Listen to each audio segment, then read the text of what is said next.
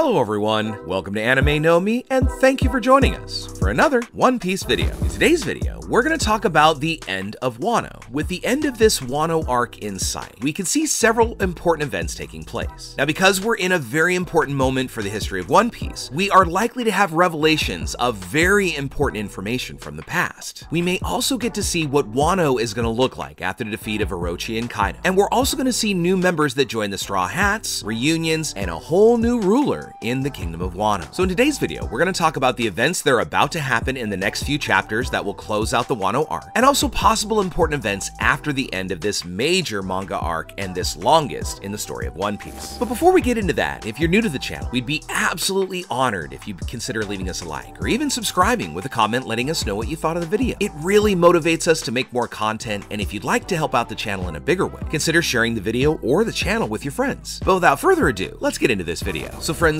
with the defeat of Kaido, Big Mom, and Orochi, after so many years, Wano is now gonna be free. And the citizens of Wano can now live in peace without social inequality, and will now and no longer have to worry about their freedom being taken away because of the plans of Ianko. Over time, Wano will return to the way it was before Kaido and Orochi arrived. And this way, Luffy and his allies will no longer really need to stay in Wano, since their objective to take down Kaido and also by virtue Big Mom would have already been accomplished. After all, because we know that the Straw Hats went there to defeat Kaido and got the bonus of Big Mom, there's really no reason to stay now that they've gotten them out of the way. So Luffy, Kid, and Law could each go off on their own adventure, but before that happens, we have to remember that Zunisha is heading towards Wano. And when Zunisha arrives, they can leave Zou from their back near Wano, so that they can even complete and put this last island that was missing to make Wano a complete land. Then the Mink tribe could start living in Wano because they've always been great allies and even risked their lives to get rid of Kaido and Orochi's leadership. So the Minks could live in peace alongside the rest of the residents in Wano. Because the general citizens of Wano are really quite pacifistic, this would be a way to have somebody there to help, because the Minks are warriors, and with this connection with them and Oden, they would be able to be a group of warriors who fight for peace and maintain the sovereignty of Wano itself. Also, arriving in Wano, Zunisha may give us revelations about the Lost Century and the Great Elephant's past with Joy Boy, because it seems Zunisha knows a lot of important information, because he may have been Joy Boy's former companion. Then he could know what it means to become Joy Boy, what his goals were in the past, and why Luffy was chosen to be the new Joy Boy. And this way, we would have a really great insight about the past history and a much larger piece of the puzzle. Zunisha also was a friend of a former Joy Boy, so there's even the possibility that he becomes a friend of Luffy and could also be a very important and useful ally for the Straw Hats because of Zunisha's colossal size. Zunisha is just, well, straight up huge and has immense strength that would be really useful against his opponents. And because Zunisha really could maybe stand on the bottom of the ocean, Zunisha might be able to pull Noah out from the bottom of the sea and take this boat to a safe place so that the fishmen can live safely under the sun. So it might be this side mission that Zunisha gets tasked with, because honestly it might be kind of hard for Zunisha to become a Straw Hat and travel the rest of the journey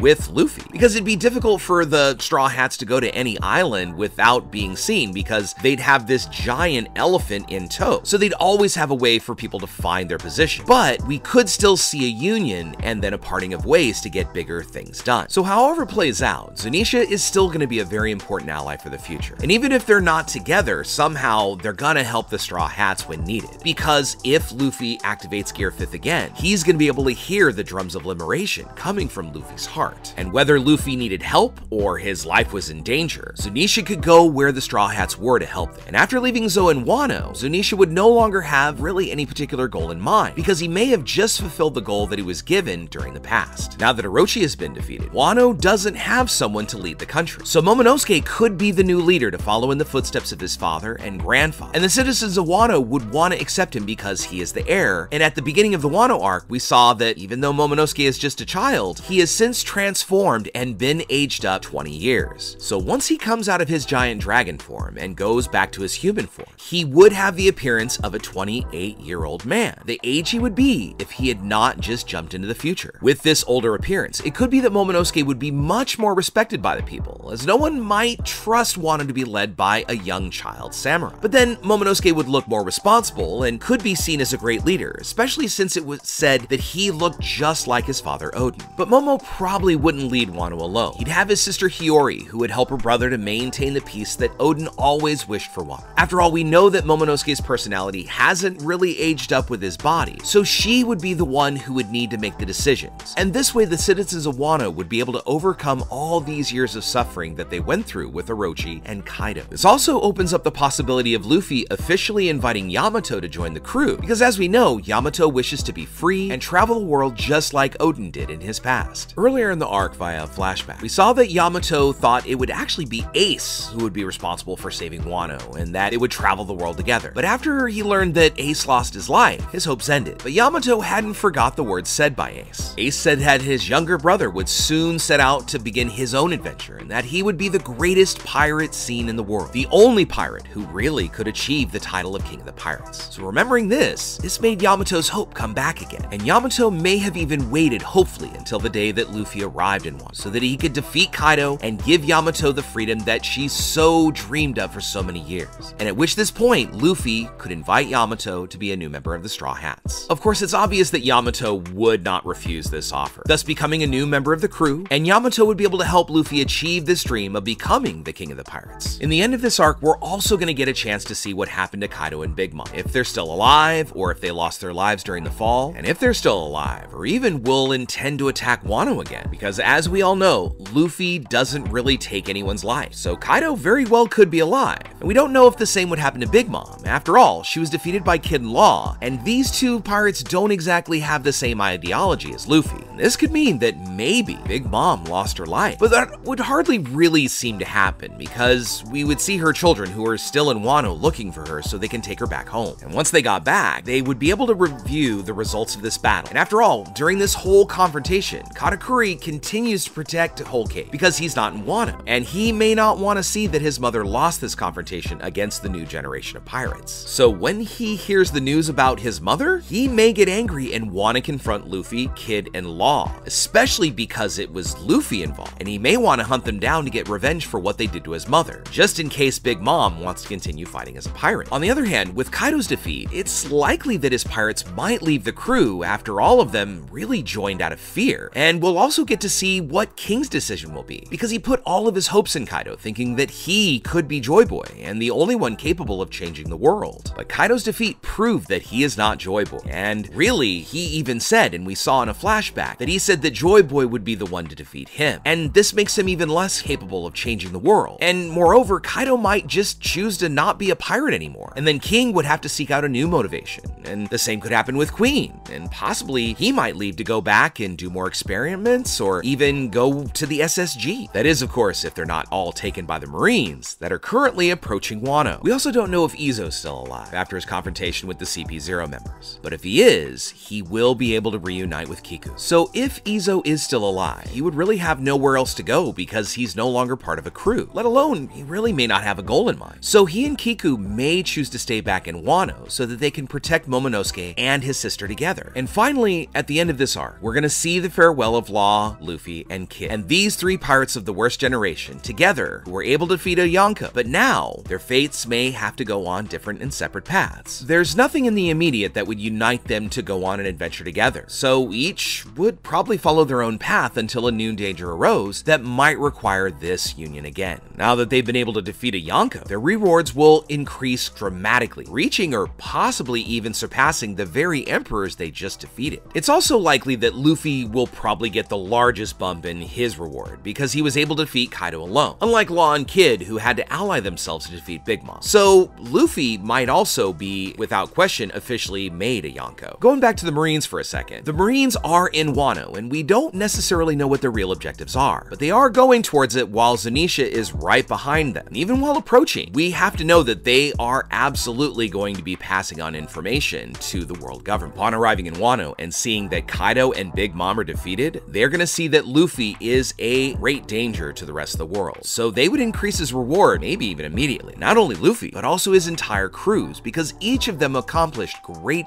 things during this raid at Onigashima. We also still don't know about the CP0 member that was escaping from Onigashima while that final confrontation between Luffy and Kaido was happening. And we don't know if he went back to the Marines to pass on the information, or if he was just going to find a place to hide to get safe from the attack that could have destroyed Wano. It could even be that he's preparing something even bigger with Marines to stop the pirates' plans. But now that Wano is full of Luffy's allies, trying something against his allies would be something very difficult for that amount of Marines there. So it's likely that they're just there to see what's going on in Wano, and that they can inform the Gorosei that indeed Luffy is presenting a new danger because he has finally awakened his fruit and has now realized the powers of the Fruit of the Sun God Nika. Because this fruit, if Luffy uses it for the right purpose, is to free the people who have had their freedom taken away. And let's be honest, the world government and the Heavenly Dragons have done this a lot. But there you have it, folks. These are some of the events that we're speculating that will come at the end of the arc. But right now, let us know what you think about it down in the comments. Do you think that there's going to be something with the Marines? Do you think Luffy, Law, and Kid could be immediately made Yonkos? Or do you think that they're just going to have an increase in their bounties and that's it? Let us know what you think in the comments below. So folks, as we wrap things up, I want to thank you all so much for watching the video all the way to the very end. Make sure you comment on any themes or ideas that you'd like to see in future videos. And also, since you made it this far, give us a like or even a subscribe before you head out to take on the rest of your day. Hope to see you all in our next video, and let's keep sailing this giant sea together. Take care.